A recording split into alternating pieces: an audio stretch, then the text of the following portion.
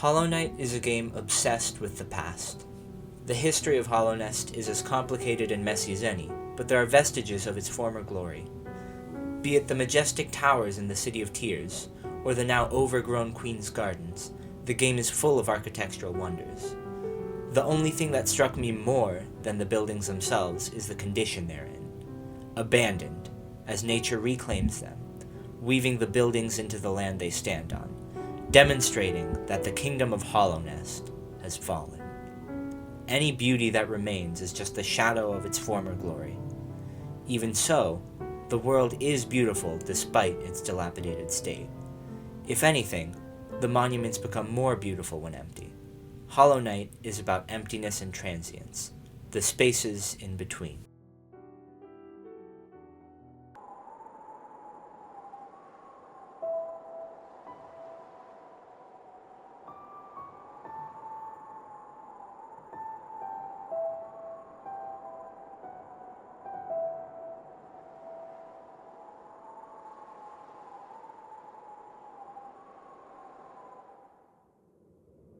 As a Metroidvania, Hollow Knight is an open-world game, limited only by the abilities the player has or hasn't unlocked. You're free to go anywhere as long as you can jump high enough. The player is dropped into the world in the dark. All you know is that there's a weird temple and something chained up inside. You have no real motive to explore besides the fact that you're playing a game, and naturally want to learn more. From there, the story needs to be figured out by the player, and is still being argued about to this day, including what to even call your character. For the sake of this video, I will be calling them the Knight.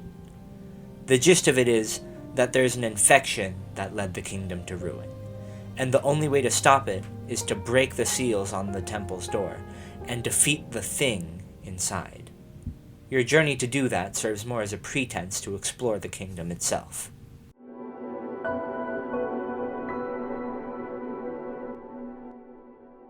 The ancient Void Civilization, a primordial, mysterious society, fell long before the creation and decay of the kingdom that the player experiences.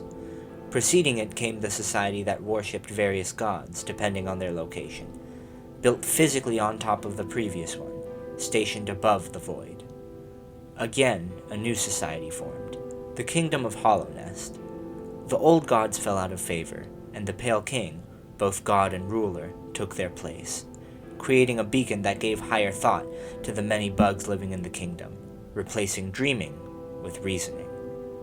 As the Pale King became the new god for nearly all of Hollow Nest, the Radiance, a vengeful goddess of light and dreams, refused to be forgotten after being forsaken by her followers, the Moth Tribe, and took revenge through the form of an infection. This infection spread, causing the citizens of the modern kingdom to lose their higher minds, granted by the Pale King's beacon, and become bestial, or in extreme cases, monstrous. To combat the rage of the sun, the Pale King strove to create something that could contain the radiance, a vessel, one of perfect emptiness, with no mind to think, no voice to cry suffering. The children of the Pale King were cast into the void and filled by it. Pure emptiness is essential to containing the radiance. Otherwise, they can be corrupted. Having something they dream of allows the radiance to take control. The Pale King planned to lock the radiance within one void-filled vessel, and then lock that vessel inside the Black Egg Temple, with a seal forged of dreams. In other words, the door to the temple was locked, and could only be opened by killing the 3 dreamers, sleeping bugs hidden at the farthest reaches of the kingdom, that keep the door sealed in their slumber. The player plays as one of these vessels, but not the vessel that was selected to contain the radiance. That chosen one was the Hollow Knight. The radiance could not be contained by the Hollow Knight, as it was an imperfect vessel, with a desire to fulfill its purpose. As a result, the kingdom of Hollow Nest was brought to ruin, filled with monuments to itself, with very few left to appreciate or maintain them. Everything, even concepts as vast and seemingly immovable as societies or gods, is ephemeral. But all of that is ancient history. history the player doesn't learn until long after starting the game.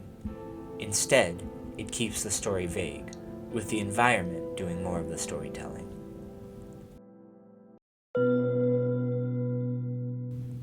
Hollow Knight goes out of its way to demonstrate beauty within the loneliness of a dead world. It talks about emptiness very directly, making the plot revolve partly around the gaping hole called the Abyss, and the Knight themselves being born in the void. But that's just the surface. The emptiness of Hollow Knight takes many shapes, and fills the halls with its paradoxical presence. Since its collapse, Hollownest has allowed the wilderness to take hold again. This return to nature is exemplified by the Queen's Gardens, a beautiful series of ornate buildings now fallen into disrepair, overgrown with vines and teeming with monsters. Even so, the gardens are just as beautiful as they ever were, if not more. Impressions of the past linger, casting a shadow far into the future. Even the bleakest of areas have a degree of elegance. Upon entering Hollownest, the world is cold. At the kingdom's gate, an inscription reads, "Higher beings, these words are for you alone. Beyond this point, you enter the land of King and Creator. Step across this threshold and obey our laws. Bear witness to the last and only civilization, the eternal kingdom, Hollownest." Beyond is Dirtmouth, the fading town, full of empty houses aside from one lonely old man in Ozymandias-like fashion. At first, the only mechanically useful thing in the town is a bench, one of the many resting spots used to heal, an indicator of safety. Descending further, the forgotten crossroads paint a bleak picture of the world. Formerly a bustling trade area, the sheer grayness and overwhelming implication of death colored just how far the kingdom fell. The world is alien, gray, and hostile. You're alone in the dark with no companion besides the somber music. During my first playthrough, I couldn't shake the feeling that I was an outsider, foreign to the stagnancy of the kingdom. Paradoxically, the world was designed specifically for me to inhabit, my own personal playground of inscriptions and corpses. The stone statues in the dimly lit forgotten crossroads, and its long hallways filled with no one but mindless husks, seem almost fragile, undisturbed before you arrive. The space is strangely alluring. It's as if the world has been waiting there just for you. As you continue to explore, you can find pockets of beauty within the decay. A peaceful bench in front of a waterfall, or a soothing hot spring in the midst of a series of cramped tunnels. Along with these havens comes the occasional friendly face, but mostly you're only greeted by dust and monsters. There is an uncanniness to desolation. The world is still familiar, but missing a core piece of itself. It's crumbling away, slowly returning to the nature that it fought against. Something simultaneously fascinating and disturbing.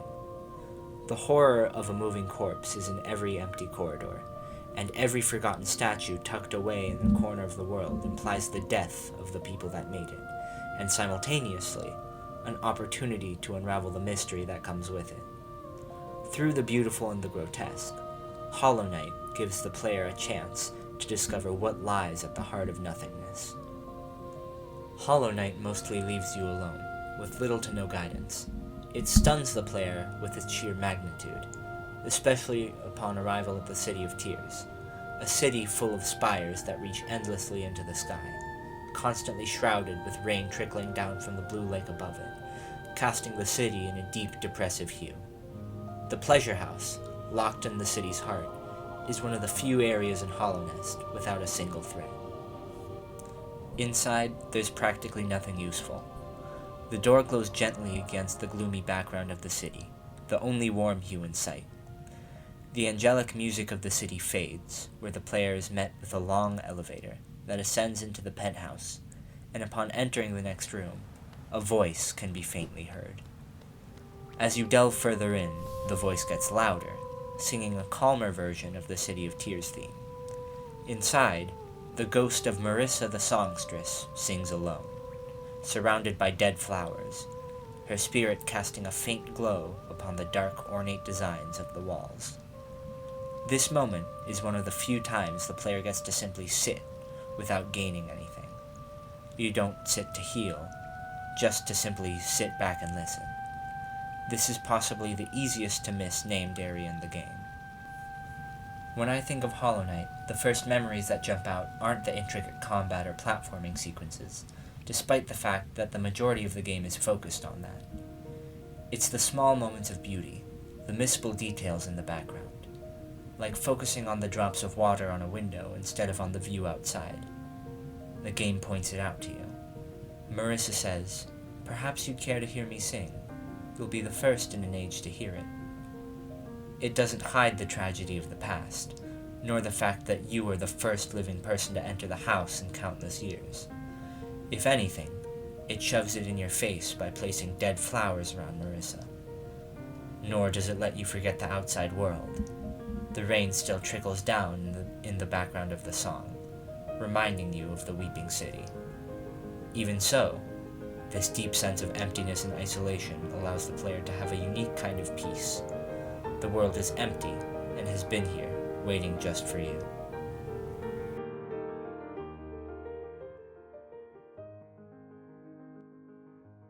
Relief is scarce in Hollow Knight. The game keeps you hooked by hiding a secret around every corner, an ability to unlock, an item to find, or a boss to fight. But beyond just the goal of completion, what makes you explore Hollow Nest is best surmised as the call of the void. I know, that sounds dramatic, but hear me out. Emptiness is Hollow Knight's core. That feeling you get when you stumble upon evidence of something that was there, is supposed to be there, and it's simply gone. Breaking from this moroseness is Cornifer, the cartographer, humming a cheery tune while scribbling his maps, remarking at the wondrousness of the kingdom despite its state. He says, "Getting lost and finding your way again is a pleasure like no other. We're exquisitely lucky, you and I." The kingdom beckons you and him both further down. The things that were there don't just disappear. They leave impressions. Some people made marks of their existence, efforts to be remembered, leaving behind a statue or a charm, or even themselves. Ghosts populate Hollow Nest and add a gentle glow to its dark halls. These ghosts, such as Marissa, simply float in one spot and don't do much of anything, aside from the few restless spirits. They all have some story to tell, unwilling to fade away, not out of rage or malice, but because they wanted to be remembered, for someone to know their names. I found myself searching for each and every one of them, hunting them down just so I could hear who they were. From the start of Hollow Knight, Quirrel, a friendly NPC, pops up occasionally to muse on the mysteries of the world, especially those embedded in the buildings themselves. He's first in the Temple of the Black Egg, where the Hollow Knight is chained. There, he says, "For so long I felt drawn here, so many tales full of wonders and horrors. No longer could I resist, I just had to see it for myself. And what a time I chose to arrive! This dead world has sprung to life." He tries to discern as much as possible from each location, as if trying to extract memories from the walls. His appearances are few and far between, and as a result of that sparseness, his presence becomes comforting, especially in contrast to the vast hordes of monsters in any given area. When he does appear, he makes similar comments on the beauty of the kingdom, both despite and in part because of the pervasive absence, seemingly wistful for a time where it was full, but just as impressed with its husk. Gazing out of a window wistfully at the City of Tears, he thinks to himself, "There must be a lot of water up there somewhere. I suppose if the cave roof stayed strong this long, it should hold for us. Before I leave this kingdom, I'd like to see where all that water comes from. What a sight it must be." At an abandoned transportation hub, he says, "Can you imagine this place in its time? Hordes of bugs traveling about the kingdom, stag bells ringing, the station bustling with activity and life."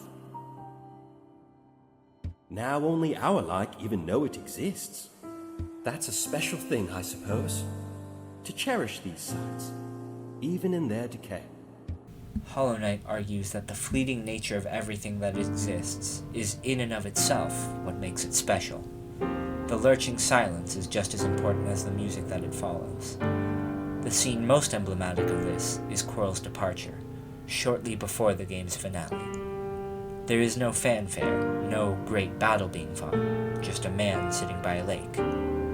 Quirrel continues on about the majesty of Hollownest, as he often does, but with a more grim undertone. He says, Hallownest is a vast and wondrous thing. But with as many wonders as it holds, I've seen none quite so intriguing as you. The knight is invited to sit for a moment with him. You can stay as long as you like, but eventually you'll have to get up. And when you do, he's gone, leaving his weapon thrust into the sand.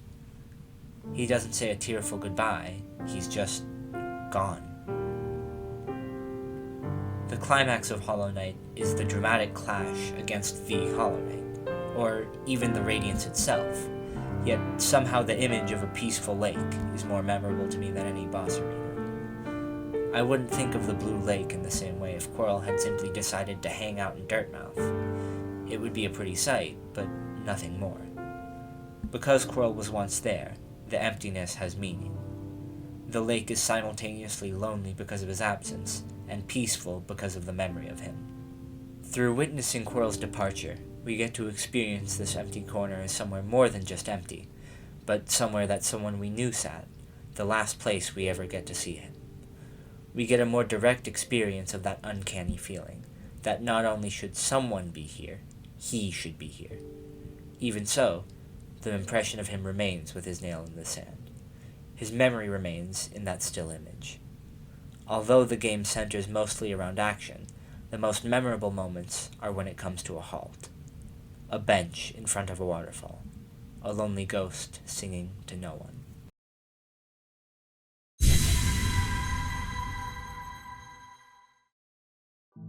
Much of what Hollow Knight conveys is done through emptiness, saying as much with what it excludes as it does with its more traditional features.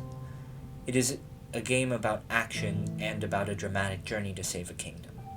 The game seems to focus on this complex lore and searching for answers, but that's just a means to an end. Its function is to give the player a thread to follow that leads them into the emptiness at Hollow Knight's core. The story of the game is just as much about getting lost and stumbling upon a hot spring as it is about the knight's mission to enter the Temple of the Black Egg. I find myself thinking about my favorite bench much more often than my favorite boss fight. You can't stay lost forever. The world is only so big. You can't sit down forever, or else you can't keep playing the game. Even so, the brief instances of contemplation you spend between fights live on as memories forever. Hollow Knight is about the spaces between. Quirrel put it best, musing to himself just before his departure. To live an age, yet remember so little. Perhaps I should be thankful. All tragedy erased. I see only wonders. Quirrel reveals that he has already been to all of these places, but had his memory erased after leaving the kingdom and the higher level of thinking it facilitates. This allows him to appreciate the kingdom from a new perspective, to take the emptiness for what it is. He can find beauty in the ruins of his mind and the kingdom alike. Though he is sometimes mournful, even his mourning is filled with awe at the majesty of the kingdom, not just of its structures, but the way that they've been warped by time. Quirrel does not fear aging nor death. He accepts Hollownest for what it is, and finds more beauty in it than he ever could have if he was still burdened by memories.